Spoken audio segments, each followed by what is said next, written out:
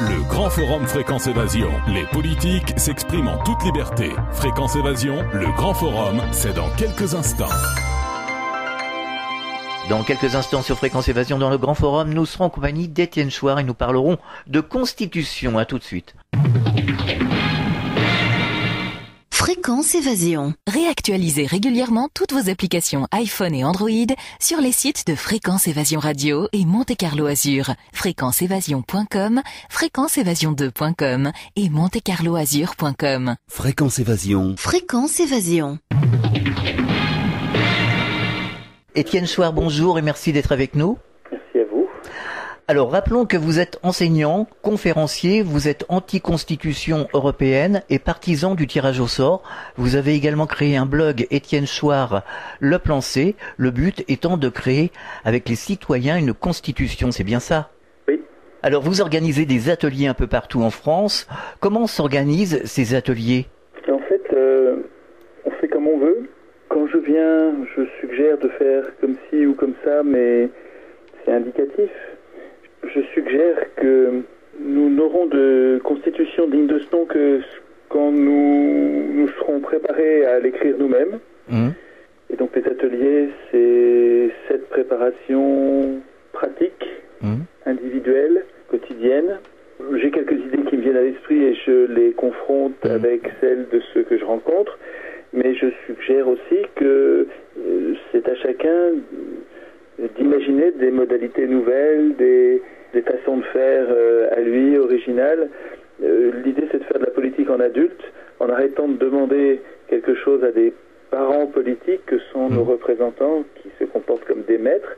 Au lieu de faire comme ça, de devenir des adultes et penser nous-mêmes la politique au plus haut niveau, à commencer donc par la Constitution, c'est-à-dire la façon dont nous désignons nos acteurs politiques et la façon dont nous les contrôlons, la façon dont nous gardons la main sur eux pour éviter qu'ils ne deviennent des maîtres et pour avoir la garantie qu'ils restent des serviteurs. Et ça peut prendre plein de formes différentes. Quand je me déplace, souvent il y a beaucoup de monde. À Annecy, on était 400, à Bordeaux, on était 350. Ça peut être 60 quand je suis dans un petit village. C'est trop grand, ça, en fait. Hein. C'est le plaisir de se rencontrer. Ça fait des moments super. Ça dure souvent toute l'après-midi et jusqu'au soir tard dans la nuit. Les ateliers auxquels je pense et qui devraient suivre ces moments, ces espèces de grands moments où on se rencontre très nombreux, ces ateliers très nombreux devraient être très petits. Je pense qu'un atelier constituant contagieux, ça devrait être un mini-atelier à 2 personnes, voire tout seul. Quand le peintre est tout seul dans son atelier, il fait quand même un atelier. Un atelier, ça veut dire que c'est pratique. Ouais. Ça veut dire qu'on écrit pratiquement des articles de constitution. C'est-à-dire qu'on arrête de s'occuper de foot, de recettes de cuisine, de je ne sais quelle autre couillonnade qui passe à la télé ou dans les médias. Et on s'occupe de choses sérieuses, c'est-à-dire de la désignation des acteurs politiques et leur contrôle par le peuple lui-même, de façon à ce que le peuple puisse enfin voter ses lois au lieu d'élire des maîtres.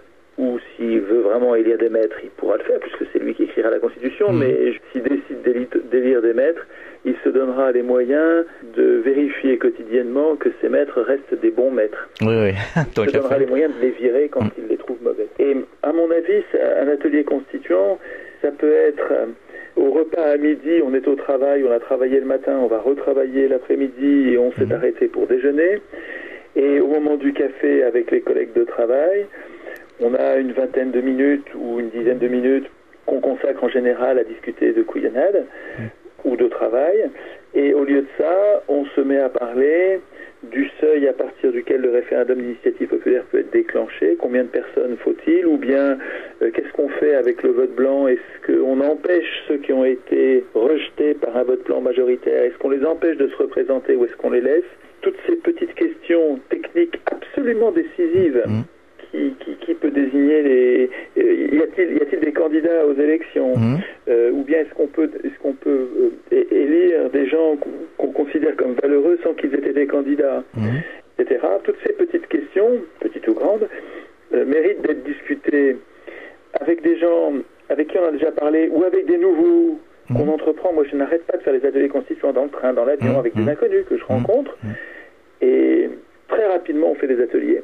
Tout le temps. C'est-à-dire qu'en fait, il faut qu'on soit contagieux. Et en fait, les gens percutent très vite. Très vite. Il n'y a que les chefs de parti et les intellectuels qui ne comprennent pas ce que je dis. Je pense qu'ils comprennent très bien, mais qui voient qui font semblant de pas le comprendre. danger que ça représente pour eux, parce que les élections leur permettent d'accéder au pouvoir, alors que le tirage au sort ne leur permettrait pas.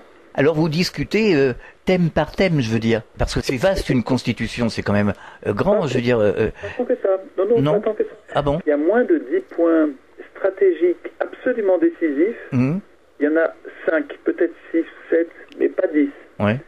Des points dont nous devrions tous, y compris ceux qui ne veulent pas faire de politique, si vous voulez ne pas faire de politique, il faut en faire un petit peu au niveau constituant. Et si vous le faites bien au niveau constituant, vous n'aurez pas besoin de faire de politique tous les jours, parce que le truc sera sous contrôle, correctement institué.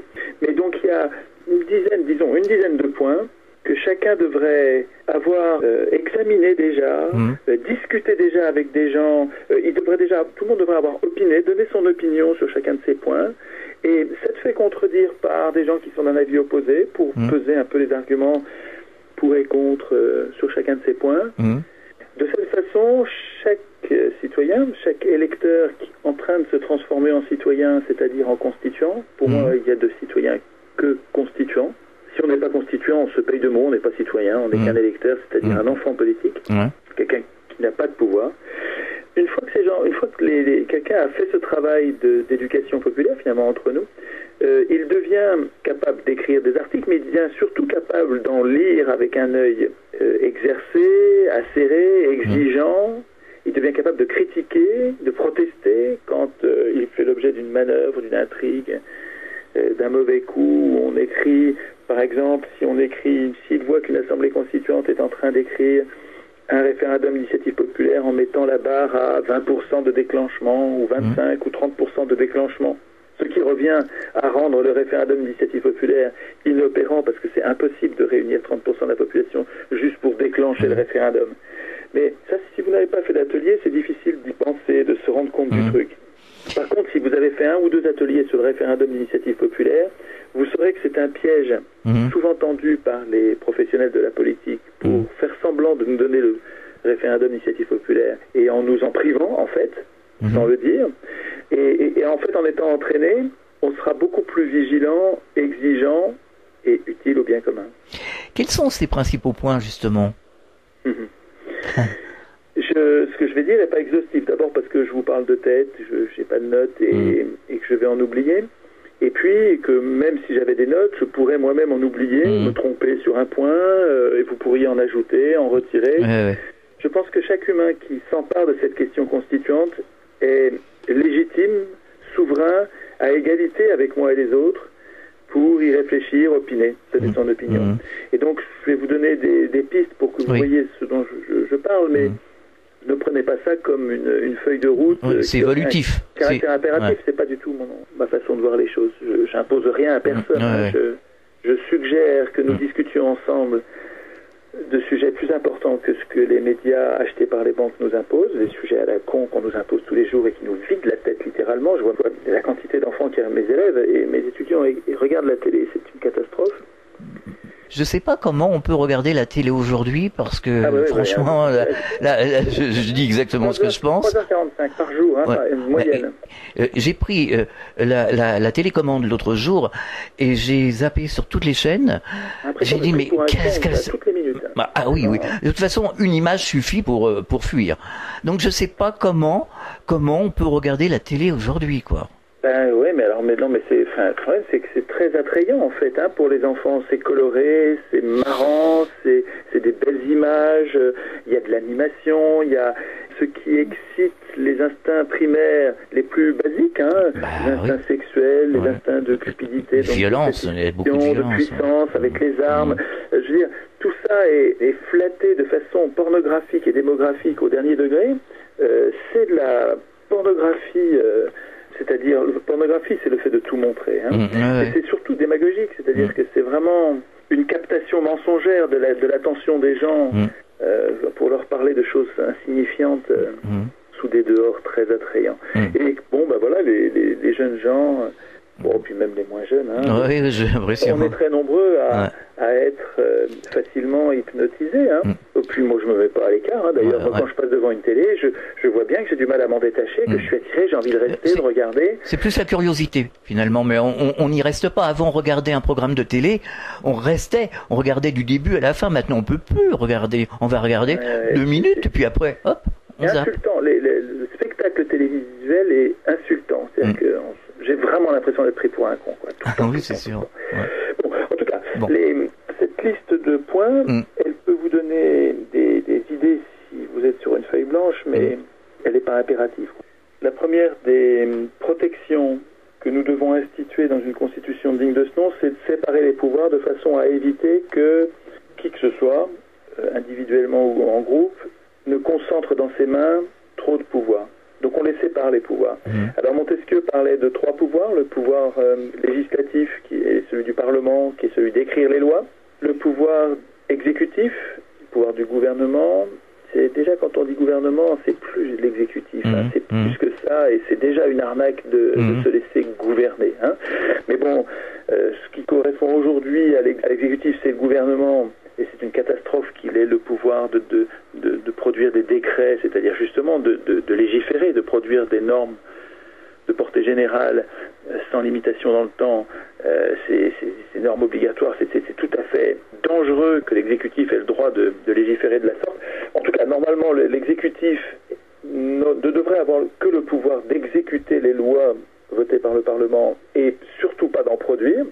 Et puis le troisième pouvoir décrit par Montesquieu, c'est le pouvoir judiciaire, c'est-à-dire le pouvoir d'appliquer les lois mises en œuvre par le gouvernement, votées par le Parlement et mises en œuvre par le gouvernement, de les appliquer au cas par cas dans les litiges entre citoyens. Mais Montesquieu avait oublié, en fait c'est pas qu'il ait oublié, c'est qu'il ne pouvait pas y penser à son époque, c'était au XVIIIe siècle.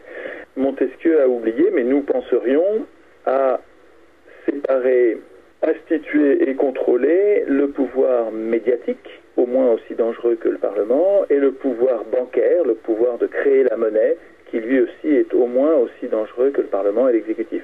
Donc ça nous ferait 5 pouvoirs à séparer, législatif, exécutif, judiciaire, médiatique et monétaire.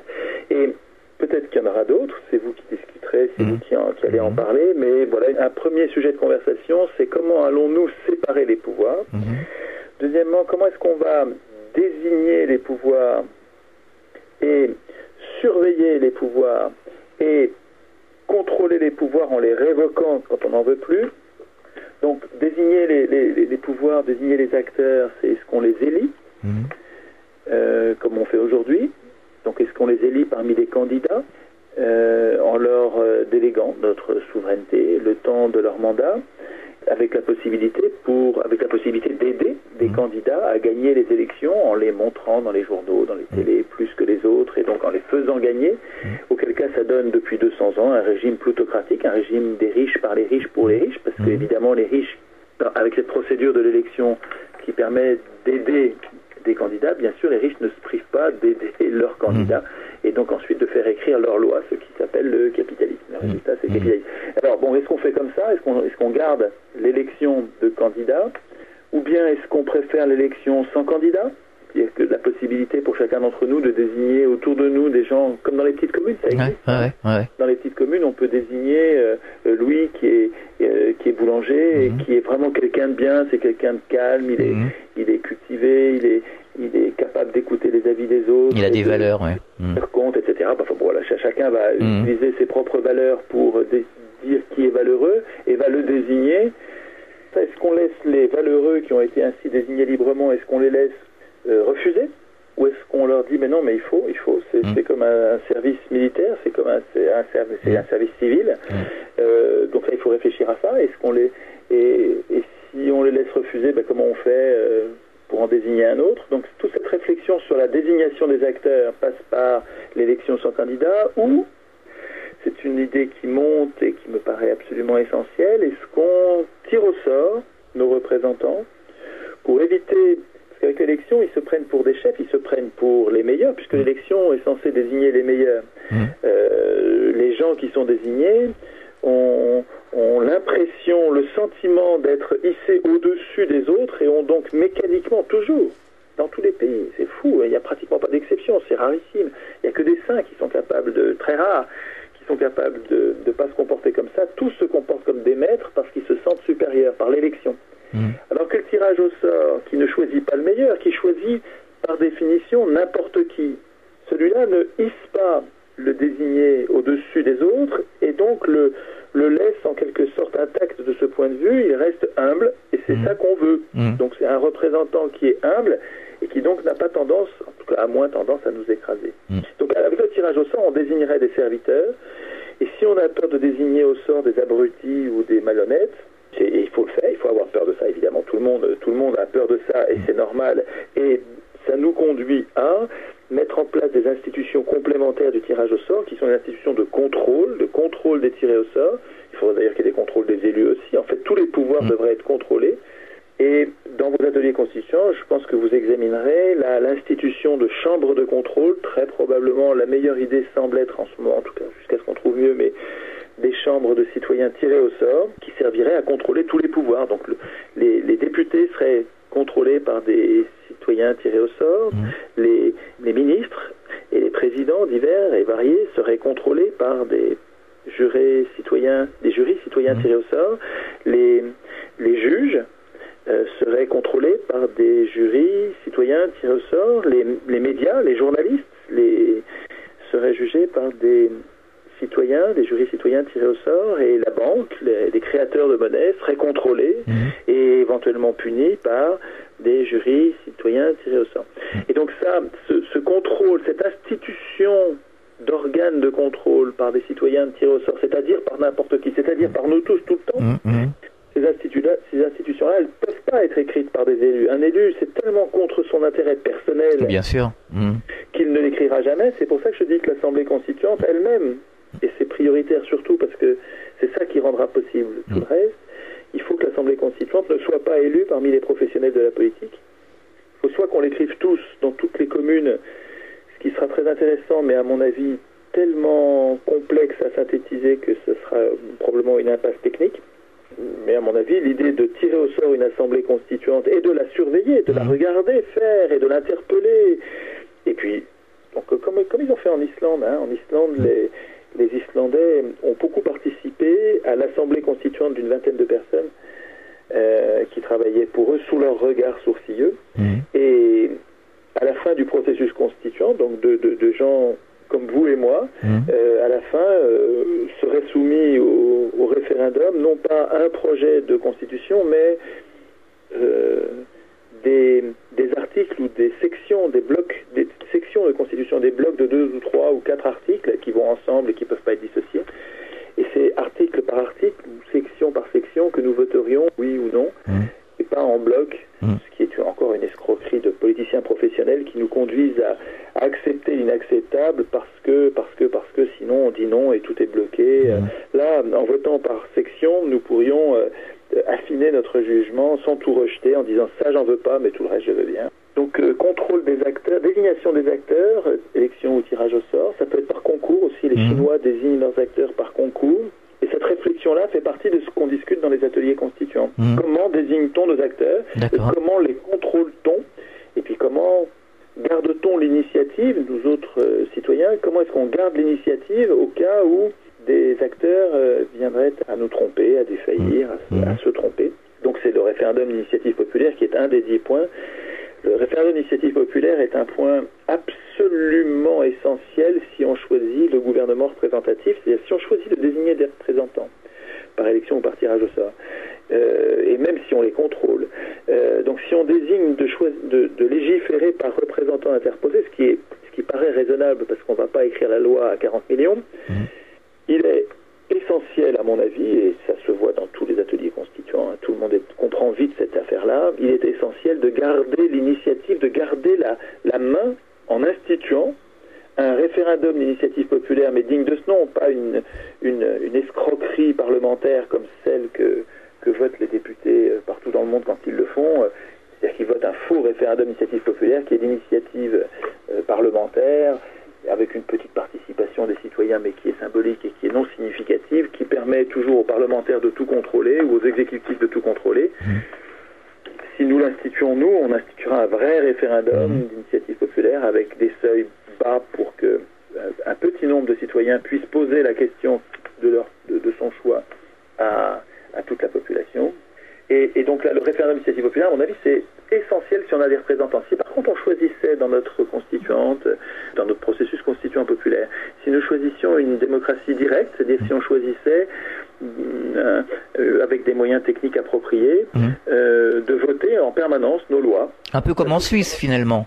Ah non, mieux qu'en Suisse, parce que en Suisse, ils ont le référendum d'initiative populaire. D'accord. C'est une forme de démocratie directe, mais qui n'est pas la démocratie directe. Ils se font quand même rouler dans la farine, ils se font convenir par les professionnels. Enfin, il y a moins de professionnels de la politique que chez nous quand même, puisque les parlementaires sont si peu payés qu'ils doivent avoir un métier à part. Et donc, c'est moins professionnalisé que nous. Mais enfin, il y a quand même des parlementaires qui essayent sans arrêt d'augmenter leur pouvoir. L'exécutif essaye sans arrêt de s'autonomiser, comme partout. Et donc, les Suisses, en fait, ont une espèce d'arme très forte qui leur permet de reprendre la main de temps en temps sur les sujets les plus importants. Mais la démocratie directe, ce serait le contrôle du processus législatif entier, jusque dans ses détails. Et c'est pas le cas en Suisse. Alors donc, si nous choisissions une démocratie directe, et à mon avis, c'est probablement pas le meilleur régime, ça, mais parce que je trouve qu'une véritable aristocratie dans laquelle les meilleurs seraient désignés et contrôlés et virés quand ils sont plus les meilleurs, à tout moment, serait probablement plus efficace qu'une démocratie stricto sensu. Mais en tout cas, c'est pas moi qui vais décider. Donc, si le peuple décidait d'instituer une démocratie directe intégrale, alors là, le référendum d'initiative populaire ne servirait plus à rien, puisqu'il aurait en permanence, mieux que ça, il écrirait en permanence les lois tous les jours. Il écrirait et voterait les lois, en tout cas, tous les jours. Donc, voilà, j'ai dû en oublier. Il faut penser à contrôler, à juger les pouvoirs, à les inquiéter. Il faut inquiéter les pouvoirs. Il faut que tous les pouvoirs aient peur de quelque chose. Instituer un pouvoir qui n'ait peur de rien, c'est instituer un monstre qui va bientôt nous marcher sur la tête. Non, et ça nous donne déjà un ordre d'idée. On peut parler de la monnaie aussi. Oui. J'en ai parlé comme c'est un des 5 pouvoirs, mais c'est un point absolument essentiel. On le voit avec la Grèce, qui est complètement à poil devant des technocrates qui décident de tout, puisque c'est eux qui ont pris le contrôle de la monnaie. Et donc les Grecs sont réduits à mendier la monnaie dont ils ont besoin pour vivre simplement, ce qui est un scandale antidémocratique, un motif de révolte violent. Bon, mais c'est notre faute. Quand on fait les ateliers constituants, on se réapproprie la technique monétaire qui est toute simple. C'est vraiment pas compliqué, la technique monétaire. C'est devenu compliqué parce que les acteurs financiers se servent de cette complexité comme d'un nuage d'encre qui nous tient à l'écart. Mais créer la monnaie et faire attention à ne pas en créer trop et faire attention à distribuer à tout le monde de façon à ce que personne ne vive dans la misère et que tout le monde puisse donner le meilleur de lui-même, c'est pas si compliqué. Oui, c'est une question de bon sens. On marque une pause, on revient dans quelques instants. Fréquence Évasion. Chaque jour, sur Fréquence Évasion Radio, recherche, ovni, paranormal, faits de société, protection de l'environnement et les rendez-vous avec vos stars préférées dans Paroles de Stars. Fréquence Évasion, c'est également la voix des sudistes en Principauté de Monaco et dans le Grand Sud. Fréquence Évasion Radio, dites-nous tout. Dites-nous tout. Dites-nous tout. Fréquence Évasion. Nous sommes de retour, c'est le Grand Forum. Nous sommes toujours en compagnie d'Étienne Chouard. Alors ça ne date pas d'aujourd'hui, les peuples semblent impuissants à régler leurs problèmes, mais ça vient d'où selon vous? De notre démission du processus constituant, le fait qu'on laisse écrire les constitutions par les professionnels de la politique, c'est-à-dire des gens qui ont un intérêt personnel à ne pas être contrôlés et qui devraient être les seuls à précisément ne jamais faire partie, être interdits de processus constituant. Les professionnels de la politique, au lieu d'être les seuls à écrire la Constitution, devraient être les seuls à ne jamais, en aucun cas, ça devrait être un motif de récusation, comme on récuse un tiré au sort dans un jury d'assises parce qu'il est jugé parti, parce qu'il fait partie de la famille de la victime ou de l'accusé. On le récuse et ça dit pas qu'il est malhonnête, ça dit juste qu'il est en conflit d'intérêts et donc dans cette affaire-là, il peut pas juger. Les élus ne devraient pas, parce qu'ils sont en conflit d'intérêts, ils ne devraient pas participer au processus constituant. Voilà, le processus constituant les concerne personnellement, il faut pas qu'ils y participent parce qu'ils peuvent pas être honnêtes. Dans cette circonstance-là, je dis pas en général, mais dans cette circonstance-là, ils peuvent pas être honnêtes parce qu'ils sont jugés partis. Et donc cette ignorance-là, cette absence de conscience, elle nous conduit, et puis donc le fait qu'on ne s'entraîne pas dans des ateliers constituants toute notre vie, depuis l'enfance, le fait qu'on ne s'entraîne pas fait que à chaque fois qu'il y a une révolution, une révolte, une insurrection, un changement de régime, le peuple n'est pas prêt, parce qu'il ne s'est pas entraîné, il n'est pas prêt à participer au processus constituant. Et donc le premier couillon venu qui dit mais moi je sais faire, je vais m'en occuper, on lui laisse la main en disant si tu sais le faire, si tu as envie de le faire, fais-le. Et à chaque fois on laisse les hommes au pouvoir écrire eux-mêmes les règles du pouvoir, et je pense que c'est la cause, notre démission est la cause de toutes ces anti-constitutions. Tout à l'heure en intro vous disiez que je suis anti-constitution européenne, c'est pas ça, c'est je suis contre l'anti-constitution européenne, c'est-à-dire ce qui prétend être la constitution n'en est pas une, c'est une prison au lieu d'être une protection, et je suis contre ce texte inique, illégitime, antidémocratique et antisocial qu'est la série de traités européens qui nous mettent en prison dans les pattes des banques. Oui, mais ça fait un moment que ça dure, il n'y a pas une prise de conscience depuis le temps ? Si, mais c'est long, on est des millions, et la plupart des gens roupillent, regardent la télé. Maintenant, il y a des gens qui disent que je suis fasciste, alors ça complique, moi ça me complique la vie, c'est totalement extravagant, parce que il n'y a pas plus anti-fasciste et anti-capitaliste d'ailleurs que l'idée d'écrire nous-mêmes les règles de désignation et de contrôle des acteurs politiques. Plus aucun tyran n'est possible si nous désignons nous-mêmes les acteurs, si nous écrivons nous-mêmes comment désigner les acteurs, et si nous écrivons nous-mêmes comment contrôler à tout moment les acteurs, et si nous écrivons comment garder la main par initiative populaire à tout moment pour virer les acteurs dont on n'est pas content, expliquez-moi comment un tyran va se glisser là-dedans. C'est totalement anti-fasciste, mon idée. Donc les accusations de fascisme sont qui me sont portées, sont juste des extravagances absolues, mais bon, ça me complique la vie, et bon, il faut que l'idée se défende toute seule, même sans moi, si j'y suis plus, c'est à chacun, à vous qui m'écoutez là, c'est à vous de vous en occuper, de défendre cette idée, de lui donner votre force, pour qu'elle se répande toute seule. Il faut qu'on soit très nombreux à la défendre, sinon ça ne marchera pas. Comme on est complètement désarmé par les professionnels de la politique depuis 200 ans, on a vraiment comme force que notre nombre, et notre nombre est une faiblesse si nous sommes dispersés, si nous avons chacun des préoccupations différentes de leurs voisins. Mais si, pour l'essentiel, pour ce sujet-là, nous arrivons à polariser nos volontés, si on arrive à être des milliards à dire on veut écrire nous-mêmes la Constitution, on ne veut pas élire l'Assemblée constituante, on veut écrire nous-mêmes la Constitution, on veut éventuellement tirer au sort l'Assemblée constituante et la surveiller, et voter article par article. Voilà, c'est ça l'idée simple qui devrait traverser la planète pour nous libérer des oligarchies. Mais ça ne fonctionnera que si on a réussi à polariser nos volontés en disant on est tous d'accord au moins là-dessus, c'est notre cause commune, on veut instituer nous-mêmes notre puissance avant de se disputer sur l'aspect législatif, loi après loi, on verra, loi après loi, une loi à la fois, on se disputera et puis on décidera à la majorité loi par loi, mais si on fait comme ça, personne ne perdra sur tous les sujets et personne ne gagnera sur tous les sujets. On verra loi par loi. Alors qu'avec le système de l'élection qui permet aux riches d'aider les candidats et donc de finalement écrire les lois, les riches gagnent tout le temps sur tous les sujets. Il y en a marre, quoi. Donc, mais on n'en sortira que si on est très nombreux à polariser nos volontés, à vouloir quelque chose d'à peu près comparable, quoi. Instituons nous-mêmes notre puissance et puis on se disputera après, loi par loi, une fois qu'on aura écrit une vraie constitution. Et ça traverse tout l'échiquier politique. C'est-à-dire que je ne parle pas aux chefs de parti, je ne parle même pas aux intellectuels. Je m'aperçois depuis 10 ans que la plupart ne sont pas capables de comprendre ce que je dis, ils sont dans leur truc. Et puis un petit prof de province qui... Je ne sais pas pourquoi, mais bon, je vois bien qu'ils ne sont pas capables d'intégrer ça dans leurs propres travaux. Par contre, je vois bien que les gens normaux, ils comprennent très bien. Donc je m'adresse au plus grand nombre, aux gens... La plupart d'ailleurs ne sont pas politisés, c'est des abstentionnistes. Et puis plein de militants de partis, mais de base, et dans tous les secteurs, gauche, droite, centre, écolo, extrême gauche, extrême droite. Il y a de tout, des gens de base dans les partis qui sont intéressés par cette idée d'écrire nous-mêmes la Constitution.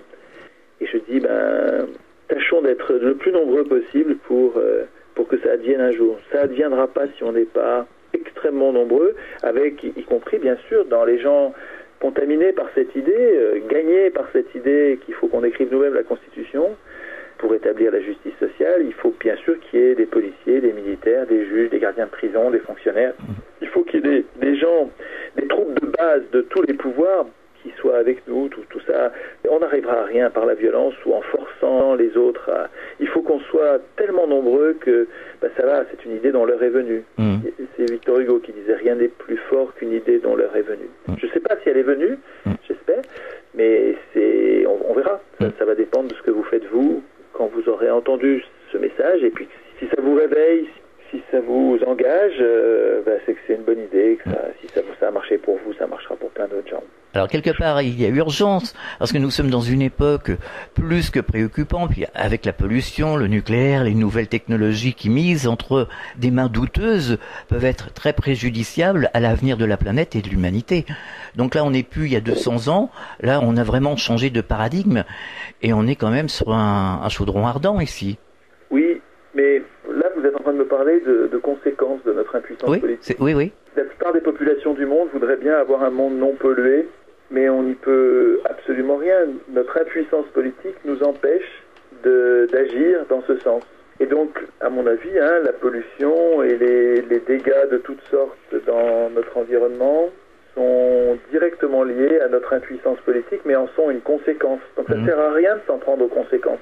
Quand vous tempêtez contre la pollution, vous gesticulez, vous gesticulaillez, vous discutaillez, mais vous êtes condamné à ne rien changer puisque vous n'avez pas pris le problème à la cause. Un médecin qui ferait ça serait pas bon, il réglerait pas les maladies. Il faut trouver la cause de la maladie pour la soigner. De la même manière, si on laisse un régime, si on laisse sans s'en occuper, sans devenir soi-même constituant, si on laisse faire des régimes dans lesquels les multinationales de la chimie notamment contrôlent les acteurs politiques via des lobbies ou en devenant même carrément ministres. Si les multinationales de la chimie dirigent, ne vous étonnez pas que l'environnement se dégrade. Ces gens-là font de l'argent en toute première priorité, se foutent pas mal de la pollution par cupidité, mais c'est notre faute, nous qui les avons laissé faire, quoi. Moi, je suis radical. J'essaye de trouver la cause des problèmes. Et quand on parle de pollution, c'est comme quand on parle de corruption des acteurs politiques, c'est comme quand on parle d'injustice dans l'entreprise, c'est comme quand on parle de folie monétaire. Tout ça, ce sont des conséquences de notre impuissance, des conséquences de notre démission du processus constituant. Et donc, ça sert à rien. Enfin, on a déjà fait le boulot, quoi. Il y a déjà des tas de résistants, des tas de militants qui ont examiné les données des problèmes techniques que nous avons, des problèmes écologiques, des problèmes syndicaux, des problèmes économiques, monétaires.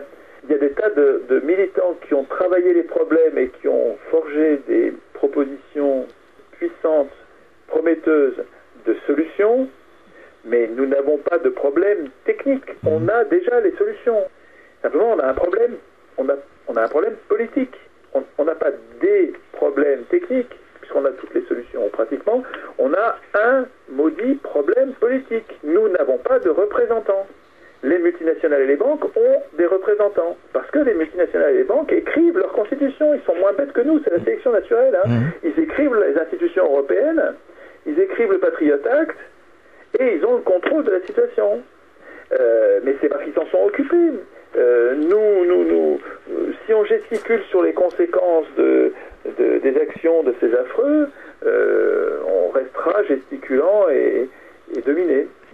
Si on veut s'en sortir, il faut vraiment qu'on prenne le truc à la racine et qu'on devienne constituant pour instituer nous-mêmes notre puissance, la puissance qui nous manque. Alors justement, à travers vos ateliers, est-ce que vous avez l'impression qu'il y a une prise de conscience des gens? Oui, oui. C'est pas une impression, je vois bien l'enthousiasme des gens qui participent aux ateliers, qui sont réjouis, qui exultent, qui disent mais j'ai jamais fait de politique comme ça, c'est formidable. Jamais j'ai eu l'impression d'être adulte comme ça. Au lieu de demander, au lieu de savoir ce que je vais demander, j'institue moi-même ce qui me semble nécessaire. Je deviens un adulte politique. Et c'est pour ça qu'on arrive à travailler. Les ateliers, ça peut durer de 2h de l'après-midi jusqu'à 1h ou 2h du matin. On prend à peine le temps de manger, ça n'arrête pas, et on sort de là les yeux grands ouverts, on n'a pas du tout envie d'aller se coucher, on est chassé parce qu'il faut fermer la salle, mais c'est très stimulant, c'est très prometteur, c'est vraiment très, très... Quelque part, on infantilisait les gens depuis des décennies avec les médias, avec tout le brouhaha. Oui. Voilà. En fait, depuis toujours, les gens au pouvoir infantilise les hommes les humains qui veulent dominer. Hein, ouais. Donc il faut sortir justement de ce conditionnement. Oui, mais ça sert à rien de réclamer quoi que ce soit à qui que ce soit. Il faut s'en occuper. L'important, c'est d'écrire des articles de constitution. Le secret de l'action, c'est de commencer. Faites votre premier atelier à 2 ou 3. Regardez les conférences sur Internet et puis voyez un peu les sujets dans les documents que je mets sur le site qui sont des espèces d'aide-mémoire pour ceux qui ont peur de la page blanche, du vertige de la page blanche. Mais il faut vous y mettre, quoi. Voilà. Le secret de l'action, c'est de commencer. Allez-y, et puis entraînez vos voisins, entraînez vos enfants, entraînez vos parents, entraînez vos amis, entraînez des inconnus dans le train ou dans le métro à vous intéresser, à s'intéresser à ces sujets, et soyons de plus en plus nombreux, quoi. Hein.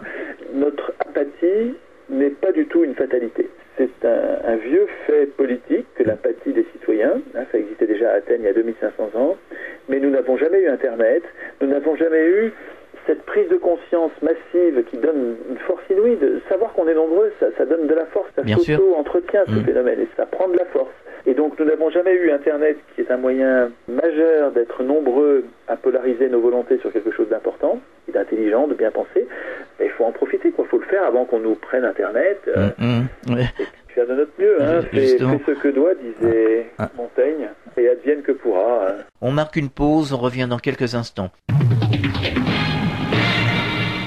Fréquence Évasion. Réactualisez régulièrement toutes vos applications iPhone et Android sur les sites de Fréquence Évasion Radio et Monte Carlo Azur. fréquenceévasion.com, fréquenceévasion2.com et montecarloazur.com. Fréquence Évasion. Fréquence Évasion. Nous sommes de retour, c'est le Grand Forum. Nous sommes toujours en compagnie d'Étienne Chouard. Alors, les journalistes ont un grand rôle, devraient avoir un rôle justement d'information, et certains de nos auditeurs nous disent souvent, il n'y a plus de véritables journalistes en France. Est-ce que c'est votre avis ? Oui, parce que en fait, y compris chez les journalistes que j'aime bien, que j'aime beaucoup même, il y a une espèce de... dans l'air du temps, il y a la spécialisation qui rend expert, qui rend... le taylorisme, la division des tâches, la spécialisation nous a rendus plus performants sujet par sujet. Mais, en matière de journalisme, le fait que des gens se déclarent journalistes et y consacrent leur vie et soient payés à faire ce métier est, à mon avis, contradictoire avec une condition essentielle du journaliste qui est d'être indépendant. À mon avis, un journaliste ne devrait pas être professionnel, il devrait avoir une façon de gagner sa vie stable sur laquelle il peut compter, et le journaliste devrait venir en plus, parce qu'il non seulement il a de l'argent qui vient pour son métier, mais en plus il a un peu de temps, et c'est ce temps qu'il consacre de façon enthousiaste, autonome, non dépendante d'un supérieur hiérarchique, qui le rendra bon journaliste. Et ce qu'on devrait faire avec les jeunes gens qui veulent devenir journalistes, qui veulent en faire leur métier, qui veulent y consacrer leur vie, il faudrait que la puissance publique, comme elle le fait avec les juges, nous payons les juges pour qu'ils soient indépendants, nous interdisons d'aller voir ce qu'ils font et de faire pression sur eux, donc nous criminalisons les pressions qui auraient lieu de chacun des pouvoirs exécutif, législatif, judiciaire, et il y aurait aussi donc médiatique et bancaire. Les pouvoirs n'auraient pas le droit de faire pression sur les journalistes, ce serait un crime. Donc on les protège, on les rend indépendants. Comme on rend indépendants les juges, nous devrions instituer un métier public de journaliste qui serait protégé des pressions. Et comme tous les pouvoirs, les journalistes auraient à craindre des jurys citoyens tirés au sort, parce qu'il ne faut pas que les journalistes deviennent un pouvoir hors contrôle, comme n'importe quel pouvoir. Tous les pouvoirs doivent craindre quelque chose.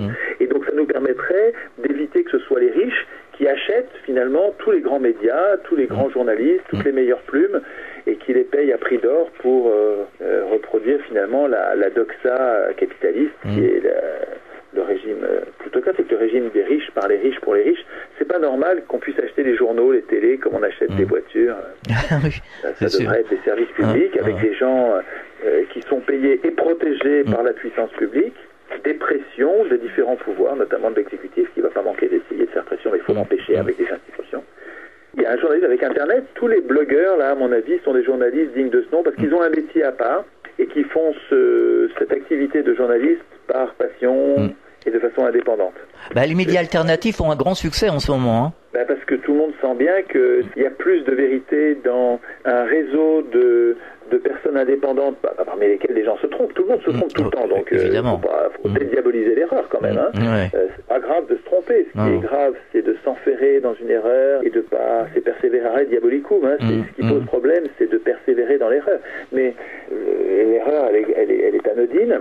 Et par contre, un réseau de personnes indépendantes qui cherchent la vérité et qui croisent leurs opinions, qui se fritent, qui se disputent parce qu'ils sont pas d'accord, ça donne un résultat bien plus informant que une information contrôlée, verrouillée, maîtrisée, cornaquée par les plus riches qui se sont offerts la propriété des journaux, des télés. Alors ça, c'est extrêmement dangereux. Quand un marchand d'armes comme Dassault achète un grand journal d'opinion comme Le Figaro, c'est une catastrophe pour le pays. Quand une banque comme Lazare achète Le Monde, c'est une catastrophe pour le pays. Quand une banque comme Rothschild achète un journal comme Libération, c'est une catastrophe pour le pays. Je veux dire, on devient un fascisme, on devient un régime antidémocratique dans lequel le peuple a de moins en moins de pouvoir et même plus d'informations pour juger des pouvoirs. Donc c'est très très très inquiétant.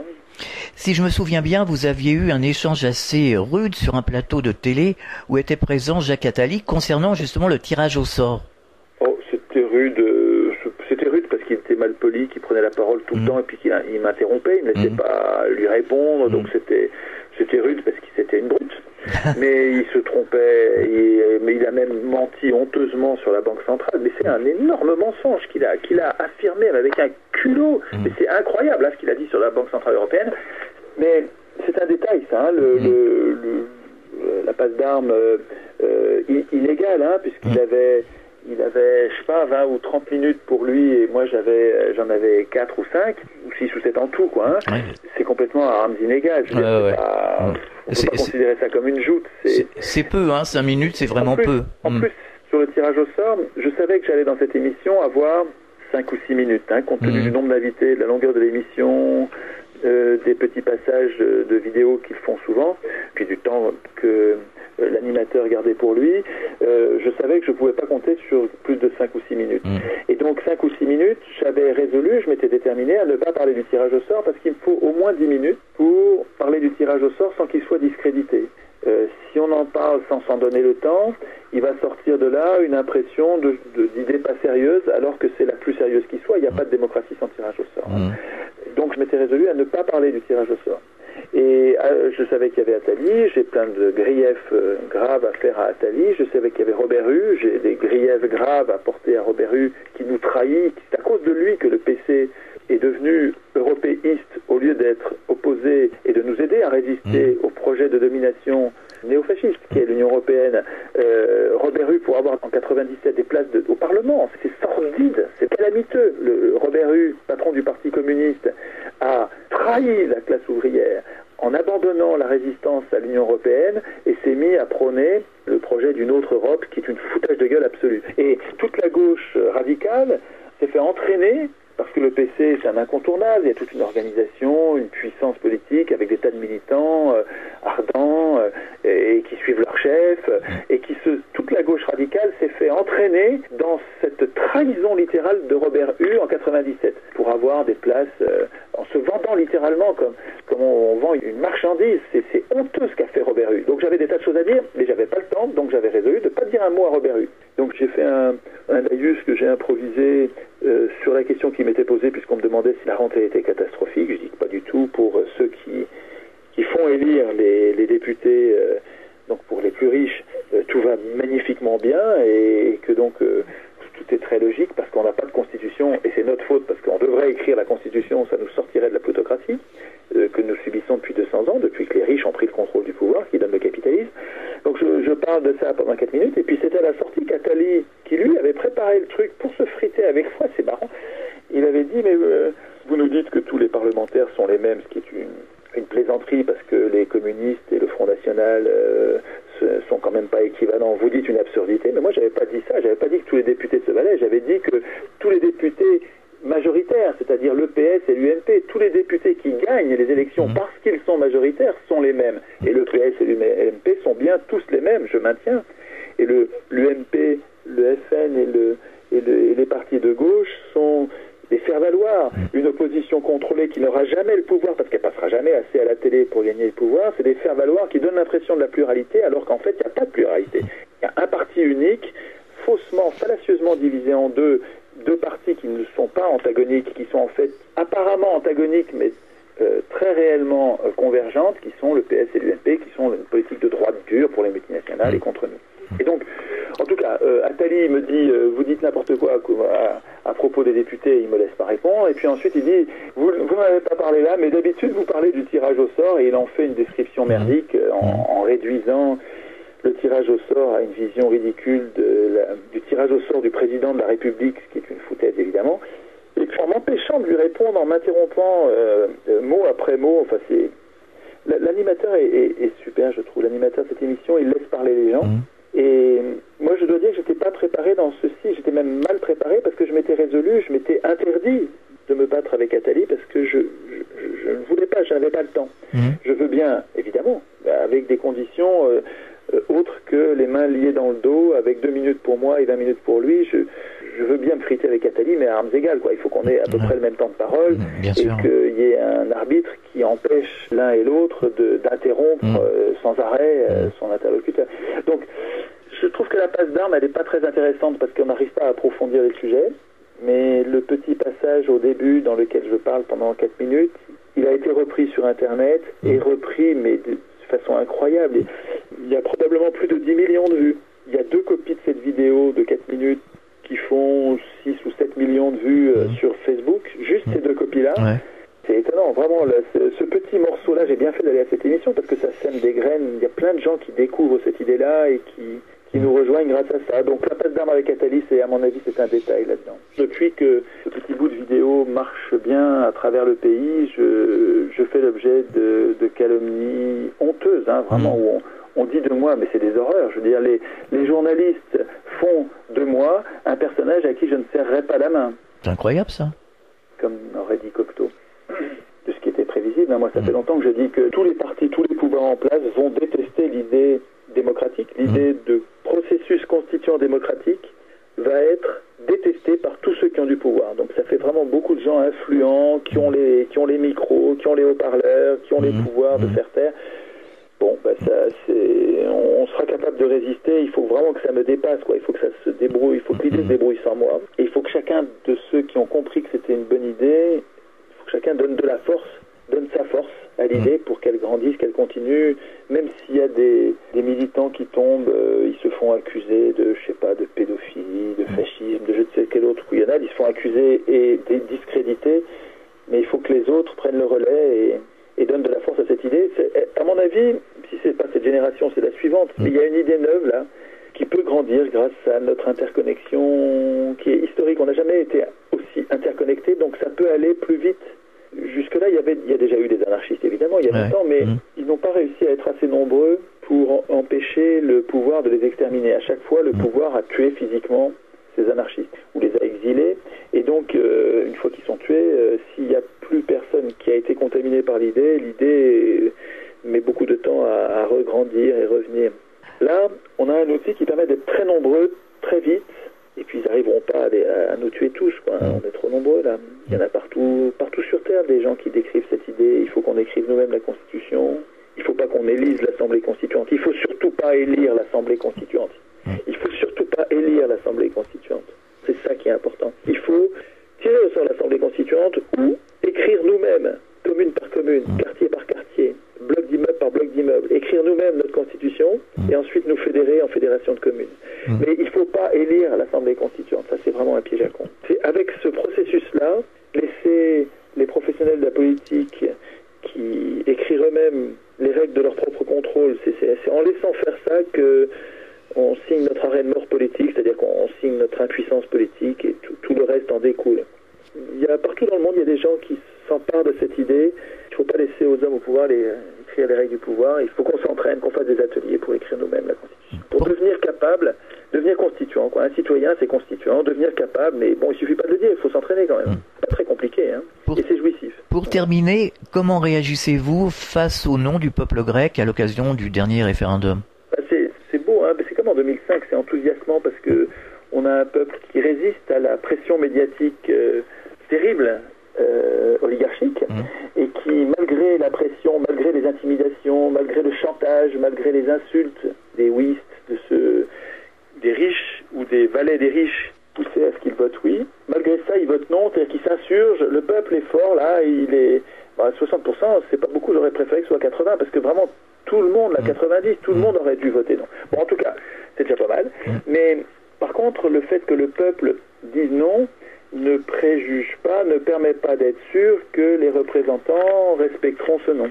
Malheureusement, je trouve que Syriza est un parti composite, avec une extrême gauche certes, mais avec des gens qui sont pas du tout d'extrême gauche et qui veulent pas du tout sortir de l'Union européenne et qui veulent pas du tout sortir de l'euro et qui veulent pas du tout sortir de l'OTAN. Et si vous voulez, quand quelqu'un de gauche me dit je suis de gauche, mais il faut rester dans l'Union européenne, pour moi c'est soit de la bêtise, soit de la traîtrise, parce que c'est impossible, c'est incompatible. Quand on connaît les institutions européennes, enfin, pas de la bêtise, mais de l'ignorance, quoi. Si on connaît les institutions européennes, on sait qu'on ne les transformera pas. Il faut une triple unanimité pour réviser les institutions. Il suffit d'un pays libéral pour tout bloquer. On ne changera pas ces institutions. Donc il faut se barrer. Il faut sortir de l'Union européenne. Et ceux qui se prétendent à gauche et qui disent qu'il faut rester dans l'Union européenne sont un fléau pour le peuple. Je veux dire, vous nous enfermez. Ils nous enferment, ces gens-là. Je leur parle. Il faut sortir de l'Union européenne, de l'OTAN, qui est un programme militaire conquérant, impérial, dominant, exterminateur, qui sème le chaos, qui dévaste les pays dans lesquels il agit, voire l'Irak, la Libye, la Syrie, tous ces pays-là sont détruits littéralement par l'OTAN. L'OTAN est une machine de guerre, pas américaine, c'est pas les Américains, le peuple américain sera la victime de cette machine de guerre. Il y a 800 camps FEMA, 800 camps de concentration prêts à interner 2 millions de personnes aux États-Unis. Donc les Américains seront les victimes aussi de l'OTAN et de la machine de guerre américaine. Il faut lire le bouquin de Peter Bell Scott, L'État profond américain, aux éditions 2001. Magnifique bouquin, il faut absolument lire ce livre. L'État profond américain de Peter Bell Scott. Scott qui est un vieux diplomate. Donc c'est vraiment quelqu'un, c'est une pointure, c'est un penseur très modéré, mais très exigeant sur la démocratie et les libertés, et qui décrit la montée de ce qu'il appelle l'État profond, qui est en fait une CIA bis, qui est puis pas seulement aux États-Unis, dans tous les pays, en France aussi, des services secrets bis qui se sont autonomisés et qui sont financés par le trafic de drogue pour financer leurs activités secrètes illégales. C'est tout à fait essentiel pour comprendre ce qui se passe aujourd'hui. Est-ce que vous avez des projets ? Non, les projets, il faut faire des ateliers constituants. Il ne faut pas disperser. Il faut faire des ateliers constituants. Tout ce qui peut aller dans ce sens-là, des ateliers constituants, des mini-ateliers constituants, multipliés par des millions, des milliards. Voilà. C'est pas compliqué. Les projets, c'est ça. Et c'est tout faire pour que les humains sur Terre, dans tous les pays, c'est pas évidemment pas français ou européen, elle est universelle, cette idée. Le tirage au sort a quelque chose d'un antidote universel pour nous protéger des conflits d'intérêts, et le processus constituant populaire, donc avec nous en train d'écrire, sans chef, le processus constituant populaire a quelque chose d'universel aussi dans l'émancipation des peuples et le droit des peuples à disposer d'eux-mêmes, et le vrai, quoi. Parce que là, on est plutôt dans le droit des élus à disposer des peuples. Parce que l'élection est le suffrage universel est une saloperie. Le fait de désigner des maîtres parmi des gens qu'on n'a pas choisis est absolument antisocial et antidémocratique. Et un vrai suffrage universel, un suffrage universel digne de ce nom, serait un peuple qui vote ses lois et pas qui désigne des rois. Donc un homme, une voix, ok, mais pour voter les lois, loi par loi.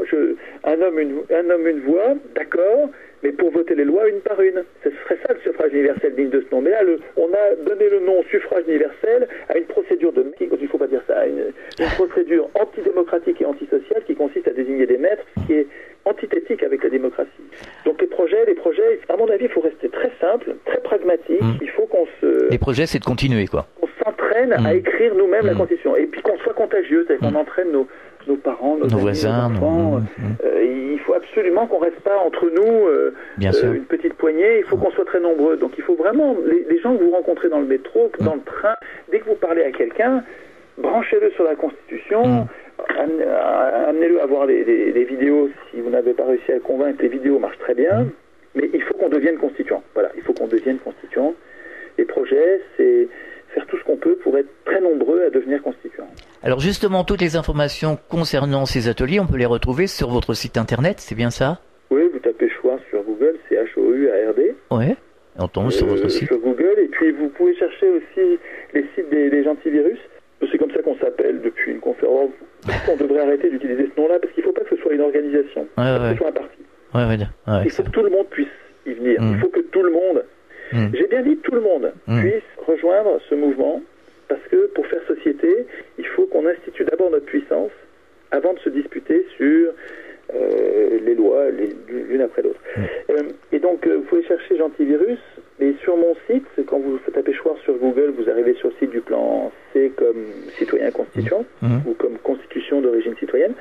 Et sur le site du plan C, vous trouverez, il y a un menu, et dans un menu, il y a initiative, et initiative, j'ai mis des tas de liens vers le wiki des virus qui est extrêmement riche, dans lequel il y a des tas de ressources sur les ateliers constituants, des documents, des vidéos, des bibliographies, ils font des fiches de lecture, ils font un travail épatant, ils font des tracts, des autocollants, ils font des t-shirts, ils font plein de trucs, et puis plein de ressources pour faire les ateliers, puis les comptes rendus des ateliers, un agenda des ateliers, tout ça, il y a sur le wiki des virus, il y a une énergie épatante qui est développée.